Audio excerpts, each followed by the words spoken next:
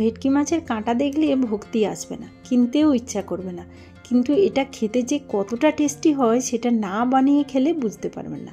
আজকে সেকেন্ড দিন আমরা ভেটকি মাছের কাঁটা বানাচ্ছি। ভেটকি মাছের কাঁটাগুলোকে ভালোভাবে ধুয়ে লবণ, লেবু, হলুদের গুঁড়ো, 2 টিস্পুন পেঁয়াজ বাটা, 1 টিস্পুন জিরের গুঁড়ো দিয়ে প্রথমেই মাছগুলোকে ভালোভাবে ম্যারিনেট করে নিলাম। যেহেতু কাঁটাগুলোকে আমি ভাজবো না তাই এইভাবে ম্যারিনেট করে নিলাম।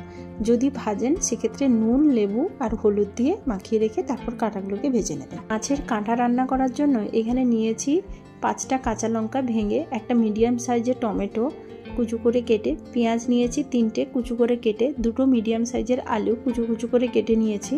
আর এখানে নিয়েছি ভেটকি মাছের কাঁটা, এখানে নিয়েছি টক দই, এখানে নিয়েছি ভেটকি মাছের তেল, সাথে লঙ্কার গুঁড়ো, হলুদের গুঁড়ো, কাশ্মীরি লঙ্কার গুঁড়ো, আর এখানে নিয়েছি আদা রসুন বাটা।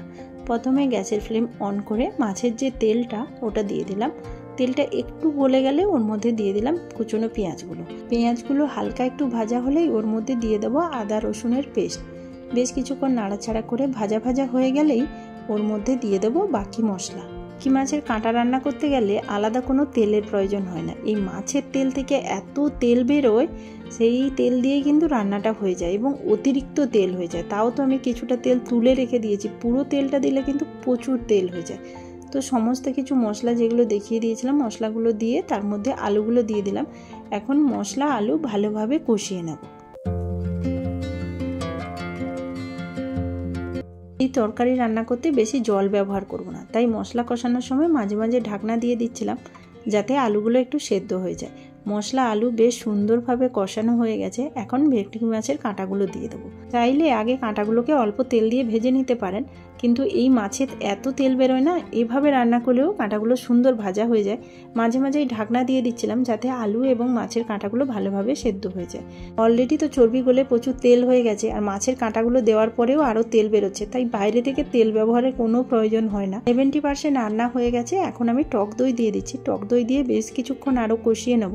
এই টক দই দেওয়ার কারণে ভেটকি মাছের কাঁটায় যে হালকা গন্ধ থাকে সেটা থাকবে না, বেশ সুন্দর খেতে হবে।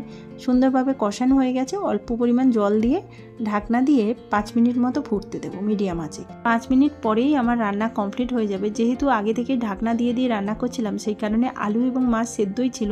এখন গ্রেভিটা একটু কমে শুকনো শুকনো হলেই উপর থেকে ধনেপাতা ছড়িয়ে প্লেটের মধ্যে পরিবেশন করে নিচ্ছি। গরম ভাতে আর গরম গরম এই তরকারি পুরো খাসি মাংসর টেস্টকে কিন্তু হার মানিয়ে দেবে। যারা খেয়েছে তারা তো জানে, যারা খায়নি অবশ্যই বাড়িতে একবার এনে ট্রাই করবেন এবং কেমন লেগেছে কমেন্ট করে জানাতে ভুলবেন না। রেসিপিটি যদি আপনাদের ভালো লাগে লাইক করবেন, চ্যানেলটি সাবস্ক্রাইব করে পাশে থাকবেন।